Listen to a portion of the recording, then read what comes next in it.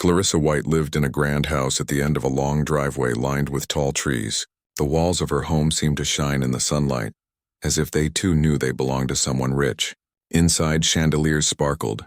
Golden frames hung on every wall and polished floors reflected every step. Clarissa liked things to look perfect, not just her home but her life too. She had the kind of wealth that made people whisper when she passed by, and she enjoyed that attention. Angela, on the other hand, was nothing like her employer. She was a woman in her 40s, quiet and hardworking, with hands that carried the proof of years spent cleaning, cooking, and doing everything to keep life moving. Life had not been kind to her, but she did not let bitterness take away her dignity.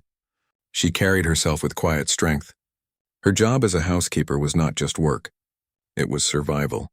She had mouths to feed, and each coin she earned meant school books, food, and a roof over her family's head.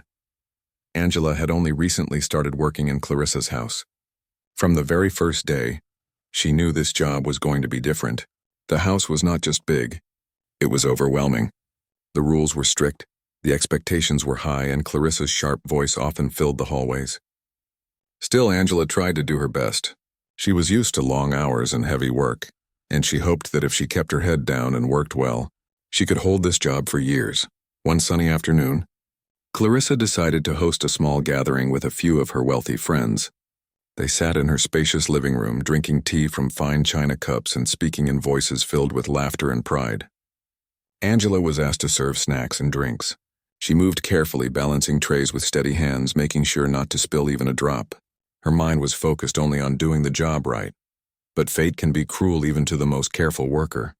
As Angela walked into the room carrying a tray of glasses filled with water and juice, one of the guests laughed loudly, startling her for just a second. The tray tilted slightly. Though she managed to steady it before disaster struck, one glass slipped and spilled a little water onto the edge of the carpet.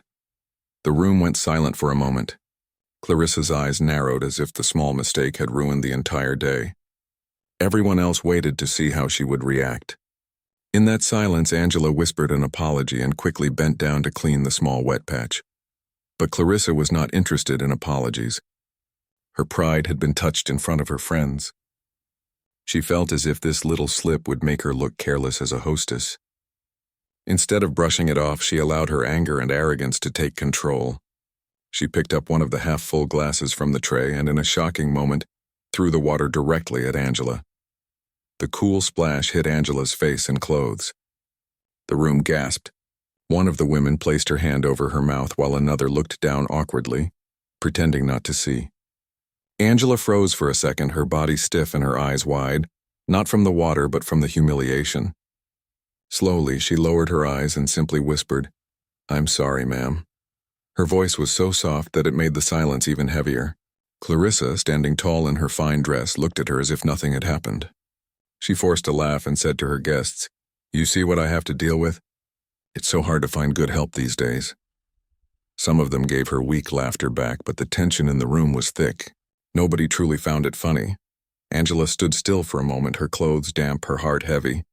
She wanted to leave the room immediately, but she also knew she needed this job. So she simply bowed her head, picked up the tray again, and walked out as quietly as she could. In the kitchen, she stood near the sink, gripping the counter to steady herself. She closed her eyes and took a deep breath. The sting of humiliation burned more than the water on her skin. Her pride, her years of dignity, her silent struggles, none of it had mattered in that one cruel second.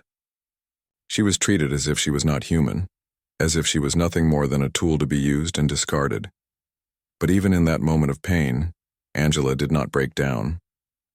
A single tear rolled down her cheek, but she quickly wiped it away. She could not let anyone see her cry. She told herself, "I am stronger than this. I must be stronger than this."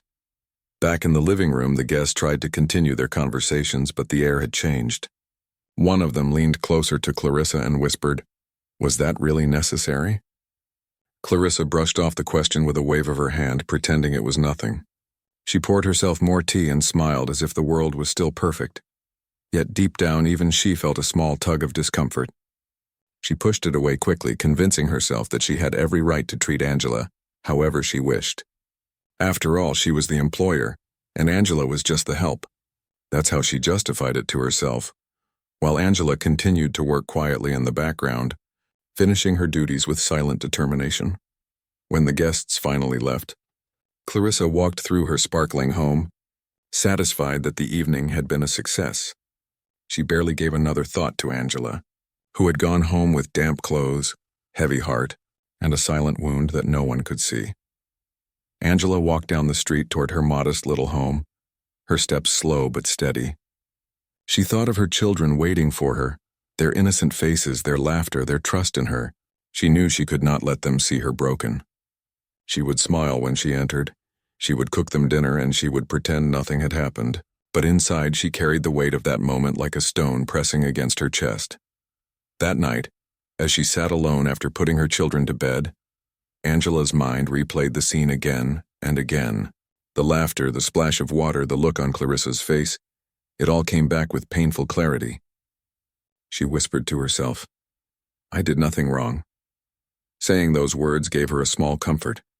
It reminded her that dignity cannot be taken by someone else's cruelty. It can only be surrendered, and she refused to surrender hers. The story of that day did not end in Clarissa's grand living room. What seemed like just another evening to Clarissa was the start of something much larger. The arrogance that made her throw water on a woman who had done nothing wrong would soon turn into the very reason her own heart would change. But in that moment, no one knew how deeply this single act would echo in both women's lives. It was just the beginning. The next morning, Clarissa woke up with the same routine she always had. She stretched in her silk sheets, looked at the tall windows where sunlight poured in, and rang the little bell on her bedside table. Normally, Angela would come in quietly with a tray of breakfast. But that morning there was no answer. Clarissa frowned, rang the bell again, and waited. Still nothing. She got out of bed, slipped on her robe, and walked downstairs. The house was too quiet. She looked around for Angela, but the kitchen was empty, the living room spotless yet silent. On the counter was a small note written in careful handwriting. It simply said, "I cannot continue here. Thank you." Clarissa held the paper for a long moment. At first she felt annoyed. How dare someone just leave like this without warning? She muttered to herself. These people don't know how good they have it. She crumpled the note and tossed it aside. In her mind, housekeepers were easy to find. She could call an agency and get another one by the end of the week. To her, Angela was replaceable. But what Clarissa didn't realize was that other people had seen what happened that afternoon. Guests who had sat in her living room were still thinking about it. One of them, a woman from her social circle, told her husband later that night how uncomfortable she had felt. She whispered, "I couldn't believe she threw water on that poor woman." It was cruel, not classy. The husband, who was a businessman, raised his eyebrows and said, "If she behaves like that, maybe she's not the kind of person I want to partner with in future projects." Little by little, word of the incident spread. In neighborhoods where gossip moved faster than truth, people began to talk. "Did you hear about Clarissa?" One person asked another. "I heard she embarrassed her worker in front of everyone, threw water at her like she was nothing." Some repeated the story with pity for Angela, others with judgment toward Clarissa. Either way, the story was out, and it painted Clarissa in a very unflattering light. At first, Clarissa brushed it off. She told herself people were jealous of her wealth, and gossip was just a way to bring her down. But slowly, she noticed small changes. One of her friends who used to call her every morning stopped calling. At a dinner party, she overheard two women whispering as she entered, their eyes darting toward her before they quickly changed the subject. Even her regular charity committee looked at her differently, as if something invisible now hung in the air. Meanwhile, Angela was back in her small neighborhood, away from the shining chandeliers and golden frames. She had left Clarissa's house quietly, not because she wanted to, but because her dignity demanded it. She couldn't stay in a place where she was treated as less than human. It wasn't the first time she had faced cruelty in life, but this time she had decided not to bear it in silence. She knew her children were watching her. They looked up to her as their guide, and she wanted them to learn that no amount of money could ever buy respect if one gave it away. Her neighbors welcomed her back with warmth. They had always admired her hard-working spirit. Some had heard whispers of what happened, and though Angela didn't like to talk about it, she couldn't stop people from feeling angry on her behalf. "You did the right thing by leaving," one neighbor told her. No one deserves that kind of treatment. Clarissa, on the other hand, began to notice the practical effects of her actions. Without Angela, the house felt empty in ways she hadn't expected. New workers came and went, but none stayed. Some lasted only a few days before quitting. Word had spread even among workers, who quietly told one another, "Don't go there. She treats people badly." The irony was that Clarissa had always prided herself on her perfect home, where every cushion was straight, every glass shone, and every meal was served on time. Now the house started to lose that polish. She hired one woman who left the dishes half-washed. Another forgot to water the plants, and Clarissa's expensive orchids began to wilt. Nothing was the same. Her wealthy friends noticed the change too. When they visited, they whispered about how the place didn't feel as warm as before. And though Clarissa tried to laugh it off, their eyes said more than their words. She was beginning to realize that her reputation as a gracious lady had cracked. And it wasn't because of her money, but because of how she had treated Angela. At the same time, Angela was finding her own way. She had taken on extra work at a local bakery, waking up before sunrise to knead dough and prepare loaves. The pay was not as high as housekeeping for a rich family, but it was honest work. More importantly, she was treated with kindness. The bakery owner respected her, gave her time to rest, and even offered leftover bread for her children. Though life was still hard, Angela felt lighter inside. One evening, as Clarissa attended another high society gathering, she overheard a group of women speaking in the corner. She was about to join them when she realized they were talking about her. "It's such a shame," one said. "Money can buy so much, but not class. Throwing water on someone who works for you? I would never." Another added, "She'll learn one day, I hope." Clarissa's cheeks grew hot. For the first time, she didn't feel like the most admired woman in the room. She felt exposed, as if everyone could see past her silk dresses and diamonds, straight into the arrogance she had tried to hide. That night, she sat alone in her enormous bedroom, staring at her reflection in the mirror. The woman looking back at her had flawless skin, perfect jewelry, and the kind of beauty that came with wealth. But Clarissa couldn't shake the thought that something ugly was growing inside her. She tried to tell herself she didn't care, that people's opinions didn't matter. Yet when she closed her eyes, she kept seeing Angela's face in that moment. The quiet shock, the silent tears that never fell, the whisper of, "I am sorry, ma'am." It unsettled her. She had thought Angela would always be there, silent, obedient, invisible. Instead, Angela's absence had become louder than her presence ever was. It wasn't just about losing a housekeeper. It was about losing something deeper, something Clarissa couldn't yet name. Angela, in her small kitchen across town, was tucking her children into bed. She kissed them on their foreheads and told them stories. Stories filled with courage, kindness, and hope. As they drifted to sleep, she sat quietly by the window, thinking about the days ahead. She didn't know what future awaited her, but she knew one thing for certain. She would not return to that house, not for any amount of money. The fallout of that one cruel act was still unfolding. Clarissa thought she could wash it away, just like the water she had thrown, but it lingered in the air, in the whispers, and in her own restless nights.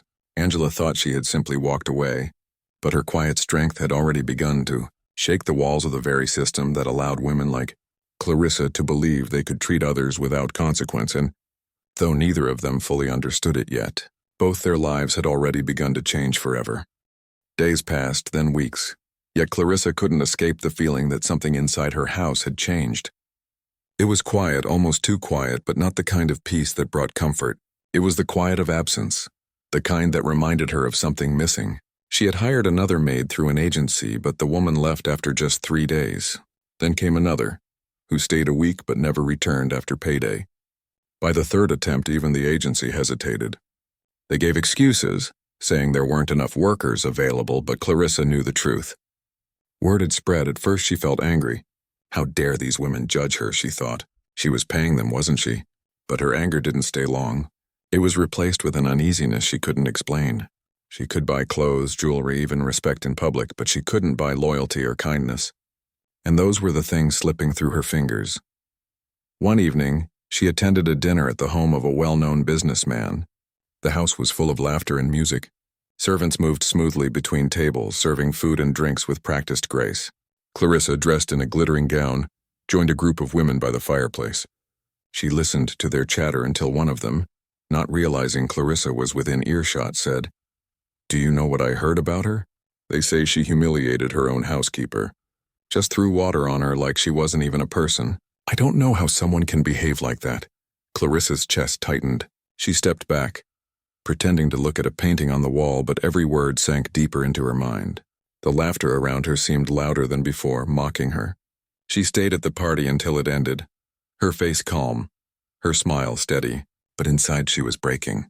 On the drive home, she looked out the car window at the city lights, and for the first time she asked herself, was I really that cruel? The next day, while walking through town, Clarissa stopped at a cafe to rest. She sat by the window sipping her coffee when she overheard two women at the next table. They were talking about Angela. "She used to be a teacher, you know," one of them said. "Lost her husband and life became very hard. She couldn't get back into teaching because no one wanted to hire her at her age. That's why she ended up working in people's houses." The other woman sighed. "And still she carries herself with dignity. I see her at the bakery sometimes. She never complains, never speaks badly about anyone. She just works and takes care of her family." Clarissa's hand froze on her cup. A teacher?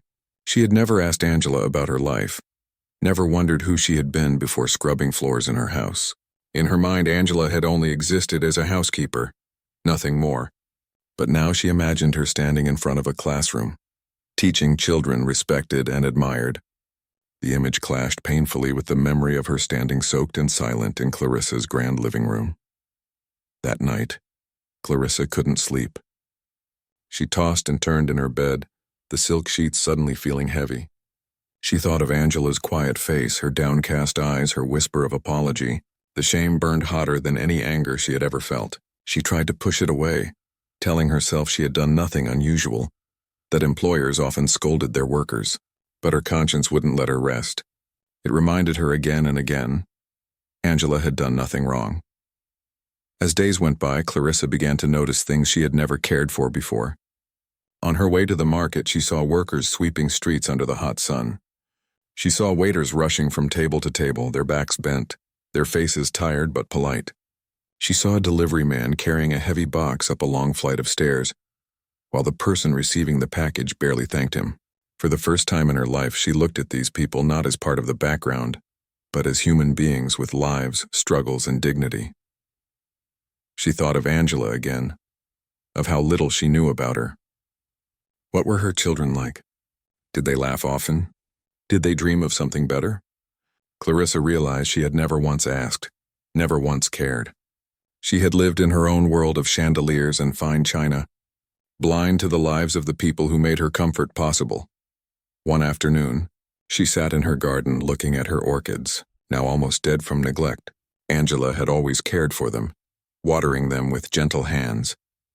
Clarissa picked up the watering can and tried to save them herself, but most were already gone.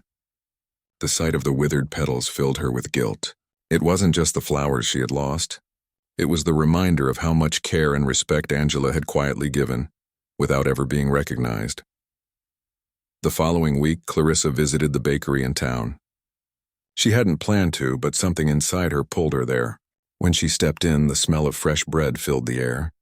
Behind the counter, she saw Angela, her hair tied back neatly, her hands moving quickly as she arranged loaves on the shelves.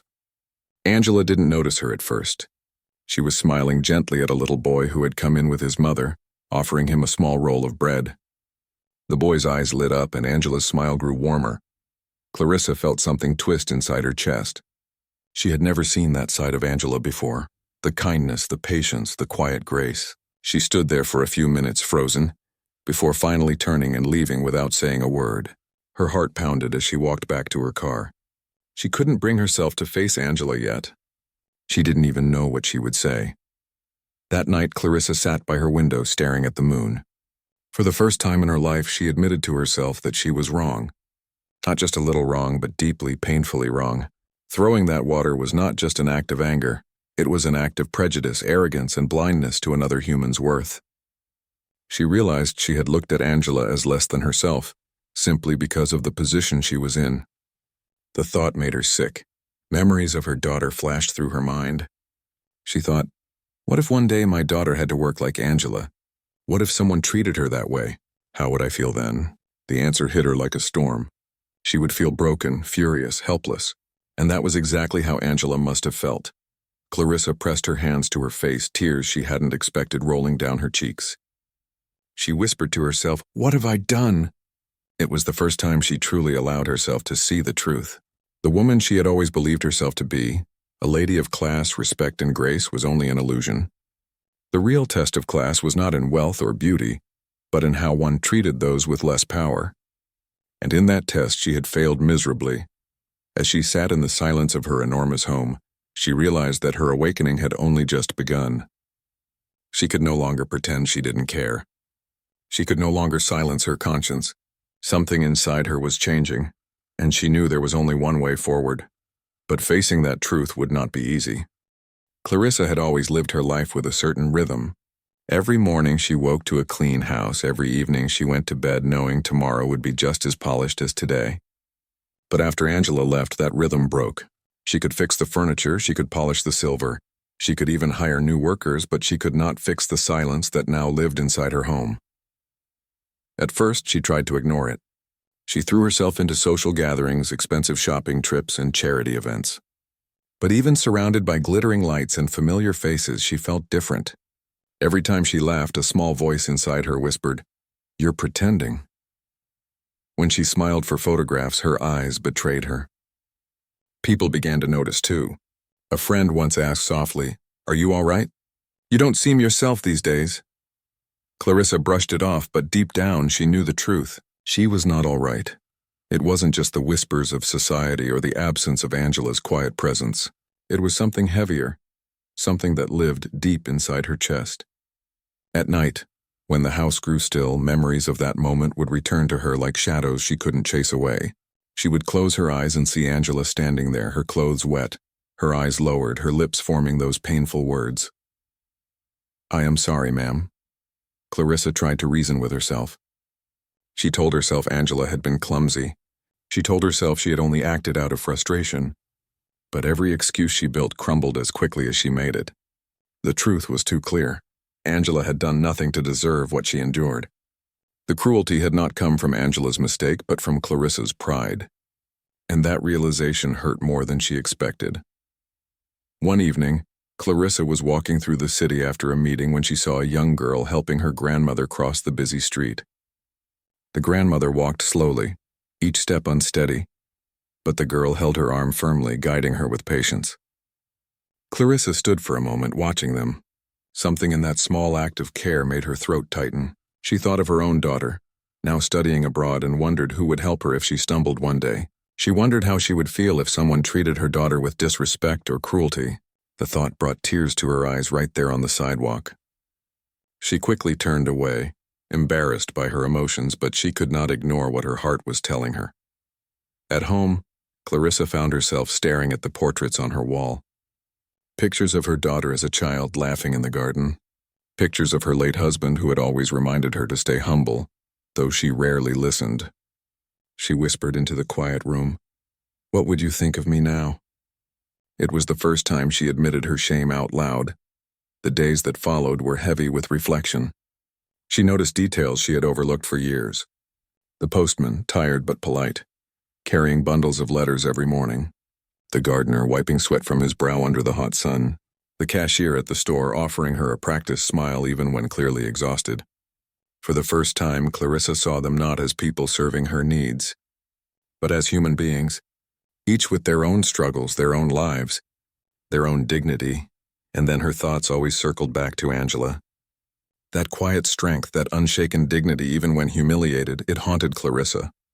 She found herself sitting by the window late into the night, replaying the scene again and again. She remembered the hush in the room, the uneasy faces of her guests, and the way Angela had walked away without a single word of anger. That silence was louder than any protest could have been. One night, unable to sleep, Clarissa sat at her desk and pulled out a piece of paper. She picked up her pen and tried to write an apology. The words came slowly. She wrote, "I am sorry," then crossed it out, feeling it was too small. She tried again. "I deeply regret what I did." Again, she tore the page. Nothing seemed enough. How could words ever erase the pain she had caused? How could she make Angela believe she truly meant it? She sat there for hours, filling and tearing page after page, until finally exhausted she put the pen down and pressed her face into her hands. The following day, Clarissa went to the market.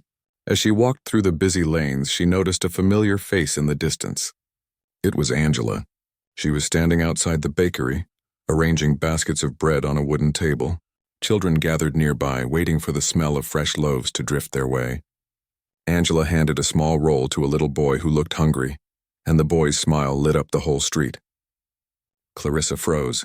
She wanted to walk over to speak, to pour out the apology she had been carrying in her heart, but her legs wouldn't move. Angela looked content even in her simple clothes, even while working long hours. She carried herself with grace, her kindness shining through every gesture. Clarissa felt smaller than she had ever felt in her life. She turned away quickly before Angela could see her, her heart racing. She told herself, "Not yet. I am not ready." Back home, Clarissa sat in her large, empty dining room. The table stretched wide, filled only with silence. She thought of Angela's little house where laughter probably filled the rooms despite the struggles. She realized that her wealth, her grand home, her sparkling chandeliers, all of it felt hollow without respect, without love, without humanity. That night, she had a dream. She dreamed that she was the one standing in Angela's place, holding a tray, spilling a little water, and looking up at a woman towering over her with cold eyes. She dreamed she was the one who whispered, "I am sorry," while everyone laughed around her. The dream shook her so deeply that she woke up in tears. For the first time in her life, she felt what it was like to be on the other side of her cruelty. The following morning, she sat in her garden, staring at the dead orchids.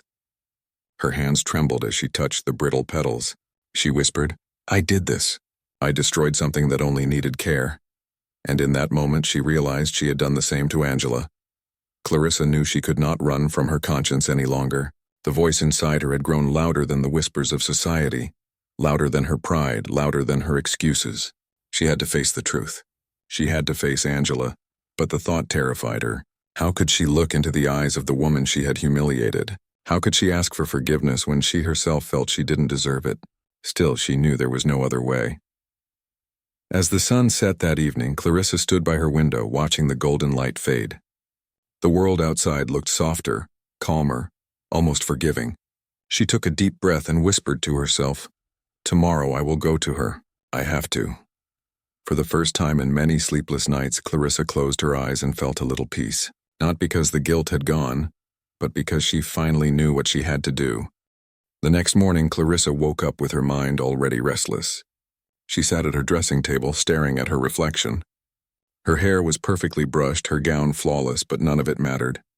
She didn't see beauty or wealth staring back at her. She saw guilt. She saw a woman who had built her life on pride, but was now held prisoner by her own conscience. She knew she couldn't delay any longer. She had promised herself that today she would face Angela. She rehearsed what she would say. "I am sorry, I was wrong. Please forgive me," but every phrase felt too small. Still, she understood that silence was worse than clumsy words. Silence was what had made her cruelty grow. So she took her coat, stepped into her car, and told her driver to take her to the bakery. The streets were alive with morning energy. Vendors calling out their goods, children hurrying to school, women carrying baskets of vegetables. The bakery stood quietly at the corner, its windows fogged from the warmth inside. Clarissa's heart pounded as the car stopped. She hesitated, her hand trembling on the door handle. For a moment she considered leaving, pretending she had never come. But then she pictured Angela's face from that day, silent, soaked, humiliated, and she forced herself out of the car. Inside, the bakery smelled of fresh bread and warm pastries.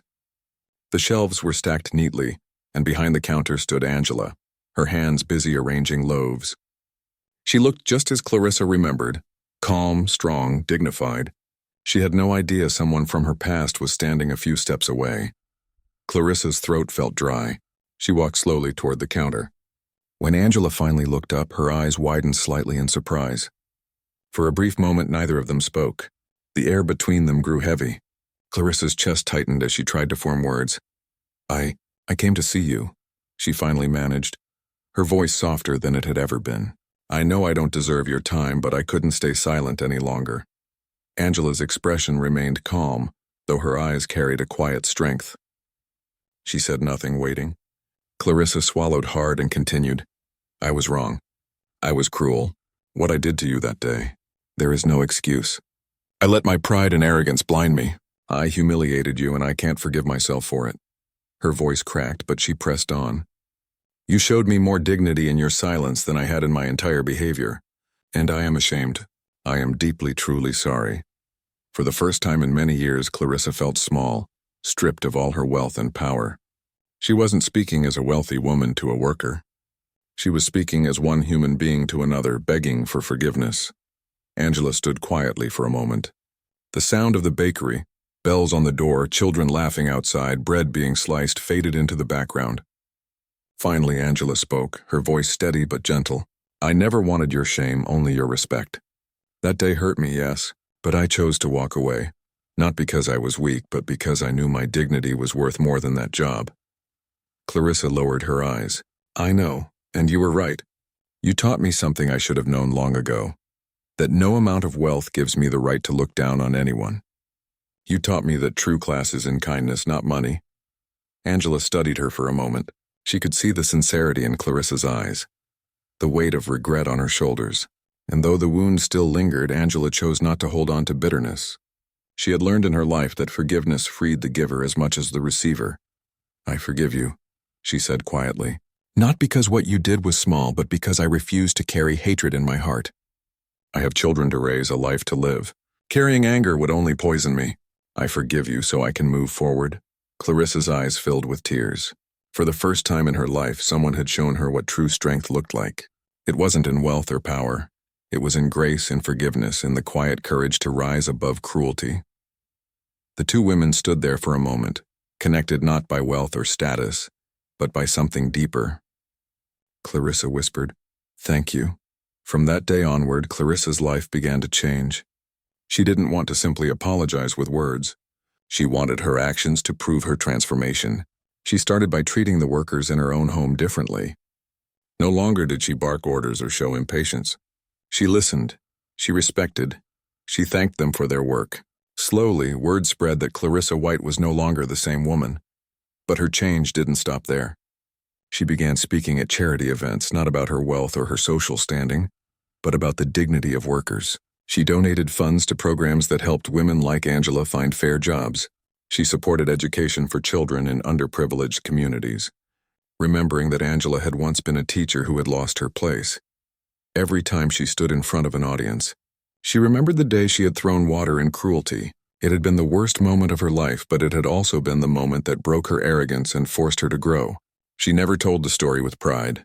She told it with humility, as a reminder that even the wealthy could learn from those they once looked down upon. As for Angela, life at the bakery continued. She worked hard, cared for her children, and carried herself with the same quiet dignity. She didn't dwell on the past. Instead, she focused on building a future, teaching her children through her example that respect and kindness were the greatest treasures a person could own. Sometimes, Clarissa visited the bakery, not to show power, not to boast, but simply to buy bread like any other customer. She would greet Angela with warmth, and Angela would greet her back with a calm nod. They didn't speak much about the past because they both knew what had been said already. What mattered was the respect that now stood between them, stronger than the wound that once divided them. In time, Clarissa realized something powerful. She had always thought wealth made her strong, but it was Angela's forgiveness that gave her true strength. And Angela realized something too, that her dignity had been her shield all along, the one thing no one could take from her. The story of that cruel day became a memory, but its lesson remained alive in both women's lives. Clarissa became known not for her arrogance, but for her advocacy for fairness and respect. Angela became known not as a victim, but as a woman of quiet courage who inspired change without ever raising her voice. In the end, both their lives were reshaped by one moment of cruelty and one moment of grace. And it was clear to everyone who knew them that true wealth is not measured in money, but in humanity.